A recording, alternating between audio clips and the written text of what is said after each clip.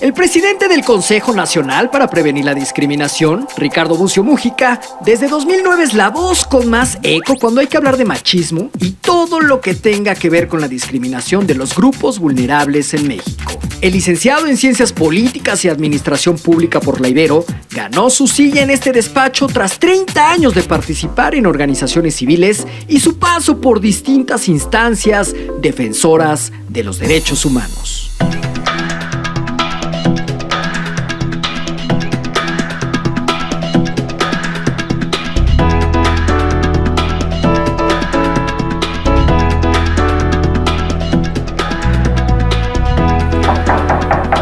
Sí.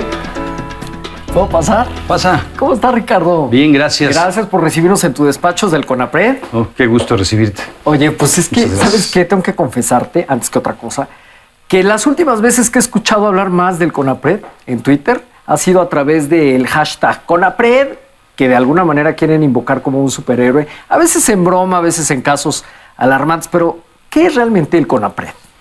Mira, es una institución, es la institución que existe en el gobierno federal, pero que se articula con todas las instituciones del Estado, los estados, los poderes, solo para prevenir la discriminación, lo cual es enorme porque es para eliminar machismo, sexismo, homofobia, lesbofobia, clasismo, de las políticas públicas y también del trato entre los particulares en el país. Y eso está en todos los ámbitos. Está en las escuelas, está en la calle, está en los establecimientos mercantiles, está en las redes sociales, está en todos lados. Oye, ¿qué tipo de discriminaciones existen o tienen ustedes registradas? Mira, son las mismas que están definidas un poco por todo el mundo.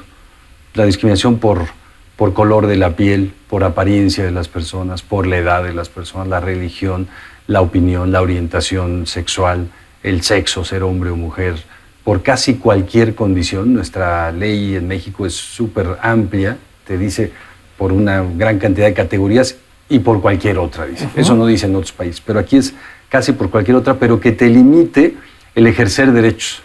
Que por un maltrato que tú sufres por cualquier condición de esas, no puedas ejercer derechos o libertades. Seas tratado desigual en los servicios públicos. Tiene una afectación directa para ti como persona. Ricardo, ¿y cuál es la discriminación más recurrente? Mira, yo creo que hay muchas. Yo te diría, por ejemplo, creo que la que sigue estando en todos los espacios públicos y privados, dentro del hogar, hasta todos los espacios de decisiones públicas, es la discriminación de género. Las mujeres están en una situación de desventaja pese a tantas leyes, pese a tantos cambios, pese a presupuestos. Pese a que ahora en la política ya tienen que tener la mitad de género femenino sentado en las cámaras. Bueno, en las candidaturas, ¿no? Sí, en las boletas. En las boletas electorales. Que yo creo que no van a llegar a sentarse en la Cámara la mitad y la mitad, pero en las boletas ya van a estar solo en las federales. Pero problema. Con todo y eso, siguen discriminando. Con todo y eso, yo creo que la discriminación hacia las mujeres es la más prevalente. Luego está la discriminación quizá más normalizada, que es la discriminación a los indígenas. No, estamos en un país en donde no le asombra ni le asusta que el 92% de los indígenas sean pobres. Oye, una supervista, Ricardo, ¿no? Pareciera que de aquí hasta donde llega nuestra vista, que es casi hasta Santa Fe y esa zona de la ciudad, todo fuera arbolado. Todo fuera, sí. Esto da una muy buena imagen de lo que es la ciudad, lo que debería de ser, ¿no? En términos de verde, de claridad. Es una oficina maravillosa, la verdad. Y además por lo que encierra, por la historia de Gilberto Rincón Gallardo aquí trabajando. Que me platicabas que estuvo, además, hasta durante todo el tiempo que duró el CONAPRED. Sí, él fundó el CONAPRED en junio del 2003 y fue su presidente hasta que murió en agosto del 2008. Y realmente digo que toda su historia de lucha social, de su perspectiva política de igualdad, la plantó muy bien aquí en el... Esta era su oficina, esta misma en la que te encuentras. Oye, Ricardo, ¿tú sabes alburear? Sí. Te lo pregunto porque precisamente los mexicanos somos albureros, manejamos mucho la picardía, el doble sentido, en algunas regiones hasta muy mal hablados. Pero ¿en qué momento se cruza la frontera del chiste y cae en la discriminación? Mira, la ley no nos impide nunca ni nos limita a hacer chistes, a hacer burlas, a ironizar ¿no? A alburear, eso no está prohibido legalmente por ningún lado. Lo que está prohibido es que lo que haces tenga un efecto discriminatorio. Lo que haces sean burlas, expresiones, sea la cabeza, el titular de un periódico, sea el contenido de una ley, tenga un efecto que limite los derechos de un grupo de población a través de reproducir estereotipos, a través de humillar a las personas, a través de ponerles claros obstáculos. Ahora, eso siempre depende, o muchas veces depende de la visión de cada uno. Todos somos subjetivos también. Entonces, para ti puede ser una cosa totalmente normal, para mí puede ser una humillación, o al revés, incluso el mismo caso, ¿no?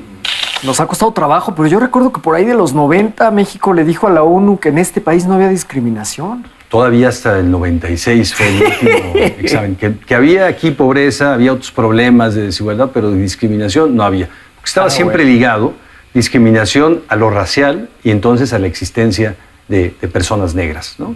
Y en México se asumía que no existían. Eso es un problema de Estados Unidos y de África, de Sudáfrica, pero eso no es un problema de México.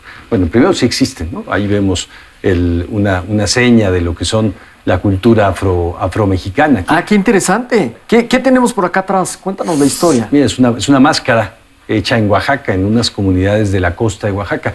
En Oaxaca y en el Pacífico llegaron, bueno, también al Golfo de México, llegaron más de 200,000 personas víctimas del tráfico de esclavos durante la colonia, ¿no? Se quedaron en México, no se fueron a ningún otro lado, no desaparecieron. La mayoría hizo procesos de mestizaje con los indígenas y los europeos, pero seguimos teniendo más de 400 comunidades de afromexicanos. ¿Cómo fue que te hiciste de este objeto? ¿Te lo regalaron, lo compraste, lo regateaste? Me lo regaló ni siquiera pude regatearlo, me lo regaló el líder de una organización de allá que se llama Época, que promueve la visibilidad de la población afromexicana. Qué interesante. Y por allá tenemos como una fotografía blanco y negro.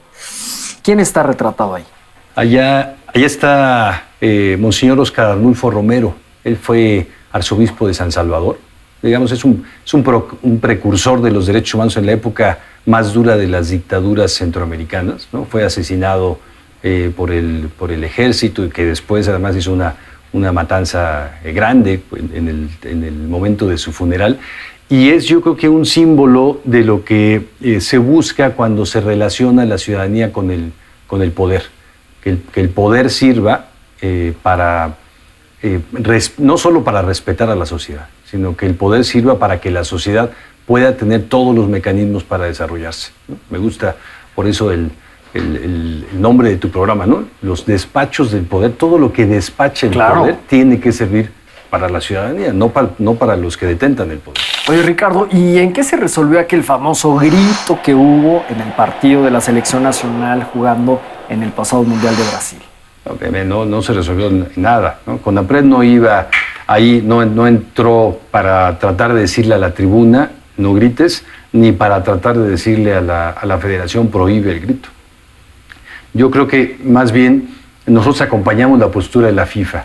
La FIFA acaba de decir muy recientemente, el presidente mundial, que racismo y discriminación es el problema más grande que hoy día tiene el fútbol a nivel mundial, ¿no? No dice ni siquiera ningún tema deportivo, es racismo y discriminación. Por la agresión que puede generar entre los grupos sociales. El fútbol desata pasión, es algo que vincula a las personas, a los grupos. Acabamos de ver 20 muertos en Egipto afuera de un partido entre hinchas de un equipo y otro. Los costos del racismo y la discriminación en el fútbol siempre los paga la tribuna. No lo pagan los equipos, no lo pagan los jugadores, lo paga la gente más vulnerable. Como en todos lados, ¿eh? En la política y en la economía siempre son los grupos más vulnerables. Una cosa bien interesante del grito es que hubo una enorme reflexión del tema. 170 artículos de opinión. 170. Recopilamos nosotros, ¿sí? Donde articulistas, comentaristas. Y no solo artículos de opinión, habrá que ver las notas que se generaron. Miles de notas, ¿no? Donde se retrató hasta que la FIFA había presentado una queja contra México. Pero 170 personas que se ponen a reflexionar desde sus distintos espacios sociales sobre el tema, que argumentan a favor, argumentan en contra, contraargumentan, revisan los argumentos. Eso me parece, como ejercicio cultural, fue muy bueno.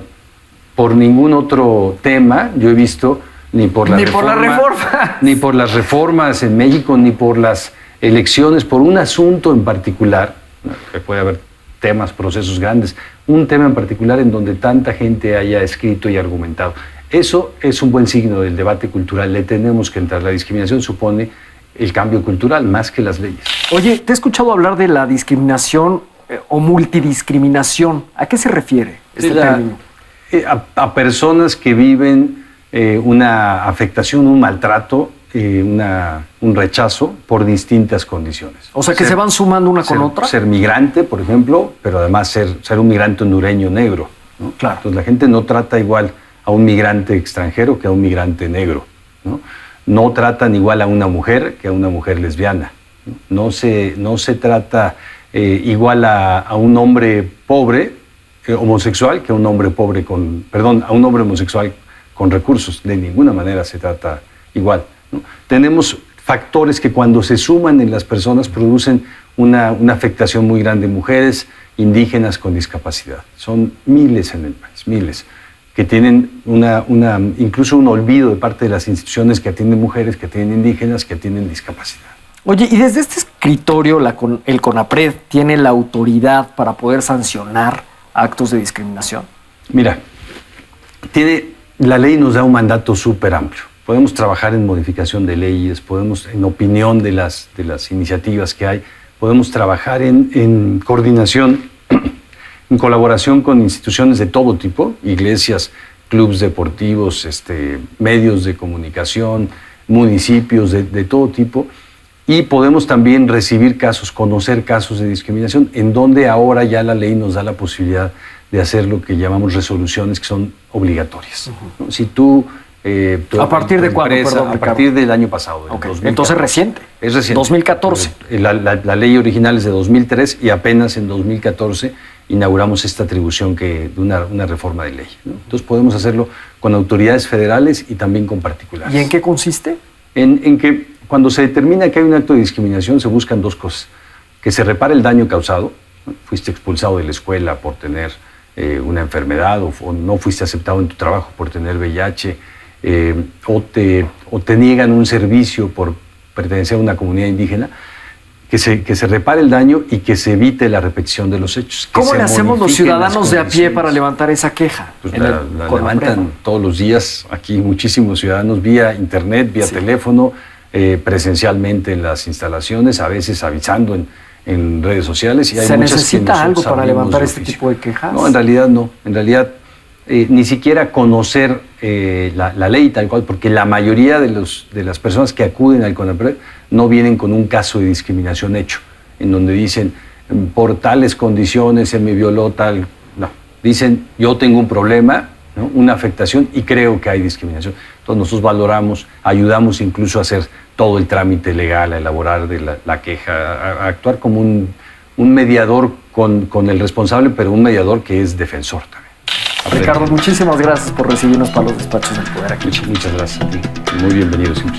Gracias.